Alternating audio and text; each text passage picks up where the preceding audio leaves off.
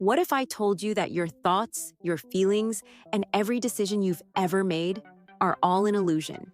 That your free will, the thing that defines you as a person, is nothing but a sophisticated illusion created by your brain? Sounds absurd? Impossible? Well, brace yourselves for a shock, because groundbreaking research in neuroscience is shaking everything we thought we knew about human consciousness. Let's start from the beginning. The 1960s, a time of social, musical, and scientific revolutions. And while the world was busy rebelling against the establishment, a small group of scientists was about to conduct an experiment that would forever change our understanding of the human brain. The experiment was called split brain surgery, or scientifically known as corpus callosotomy. Sounds scary, right? Well, it was. The idea was simple, yet revolutionary: to cut the corpus callosum, a bundle of nerves that connects the two hemispheres of the brain. You're probably asking yourself, why on earth would anyone want to do such a thing? The answer is simple: epilepsy. Patients suffering from severe, uncontrollable epileptic seizures underwent this surgery as a last resort. The goal was to prevent seizures from spreading between the two brain hemispheres. But what started as a medical procedure quickly became one of the most fascinating and disturbing scientific experiments in human history. The surgery worked. The patients lived completely normal lives. They talked, walked, ate, everything as usual.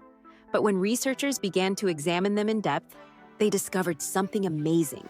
There were actually two different people inside one skull. Imagine this. You're sitting in front of a researcher.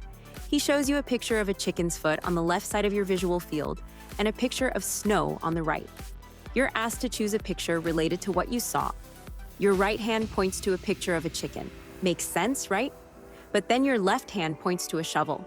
When the researcher asks you why you chose the shovel, you confidently answer, "Oh, it's simple.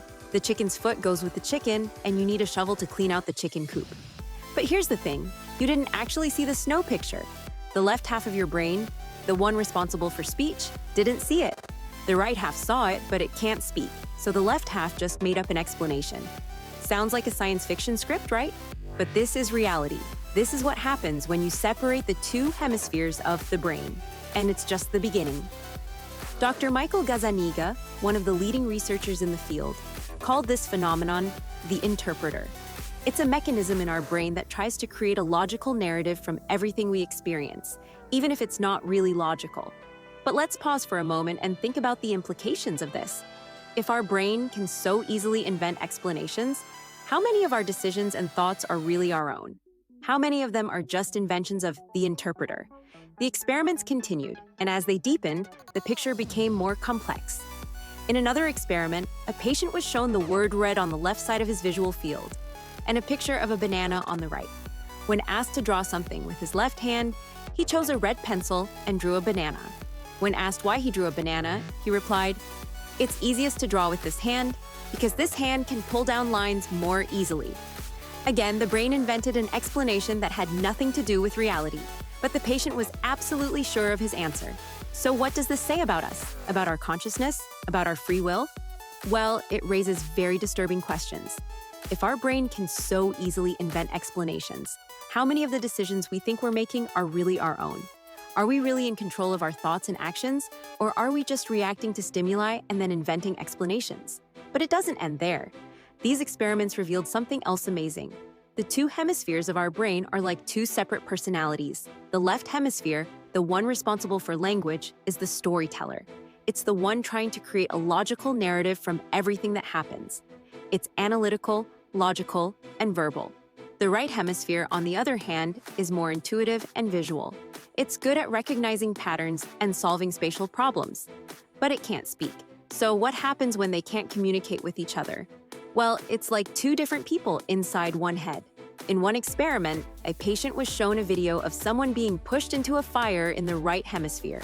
The patient reported that he only saw a white flash, but then he suddenly felt scared and nervous. When asked why, he said, "I don't know why, but I'm a little scared. I feel jumpy. I think maybe I don't like this room, or maybe it's you. You're making me nervous." Again, the brain invented an explanation, but this time for a feeling that came from the other hemisphere. So, what does this say about our consciousness, about who we are? It raises a disturbing question. Is there even a single I?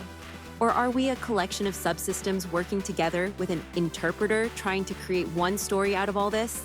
But let's go one step further. If our brain can so easily invent explanations, what does that say about our memories, about our beliefs, about everything we think we know about ourselves? Further studies have shown that our memory is much less reliable than we think. Every time we remember something, we're actually recreating it, and each such recreation can change a bit. It's like a game of Chinese whispers, but with our memories. So if our memories are unreliable and our interpreter can easily invent explanations, what's left? Who are we really? But that's not all. These studies also raise deep questions about the nature of free will.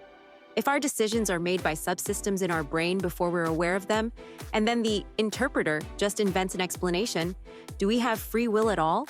This is a question that has been bothering philosophers and scientists for years. If we don't have free will, are we responsible for our actions? How does this affect our legal system, our moral perception? But there's also another side to the coin. Maybe this interpreter, our ability to create a narrative out of chaos, is exactly what makes us human. Maybe it's our way of creating meaning in a world that has no inherent meaning. And maybe, just maybe, this understanding can liberate us. If we understand that our thoughts and feelings are not necessarily us, maybe we can relate to them more objectively. Maybe we can choose better how to react to them. Conclusions and summary. 1. Split brain surgeries revealed surprising insights into the functioning of the human brain, raising fundamental questions about the nature of consciousness and free will. 2. Our brain contains an interpreter mechanism that creates explanations and justifications, often unrelated to objective reality. 3. The two hemispheres of the brain function almost as two separate entities, with different abilities and information processing styles. 4. Our memory is less reliable than we tend to think, with each recollection somewhat altering the original memory. 5. The research raises doubts about the existence of a unified and consistent self, suggesting that we are a collection of subsystems working together. 6. The question of free will is shaken in light of findings that decisions are made at a subconscious level before we are aware of them. 7. Our perception of reality is heavily influenced by context, as demonstrated in optical illusions such as the simultaneous contrast illusion. The implications of these findings are far-reaching. They challenge our perception of self-identity and belief in free will. They raise ethical and legal questions about personal responsibility and the justice system. They suggest that our ability to create narrative and meaning is central to the human experience. They hint that a better understanding of brain mechanisms can help us better cope with thoughts and emotions. Ultimately, these studies highlight the immense complexity of the human brain and the gap that still exists in our understanding of it. They invite us to continue exploring and wondering about the nature of consciousness, identity, and reality itself. Although the findings may seem unsettling, they also open the door to a deeper understanding of ourselves and humanity as a whole. Perhaps it is precisely the recognition of the limitations of our perception and consciousness that will lead us to fuller and more meaningful lives.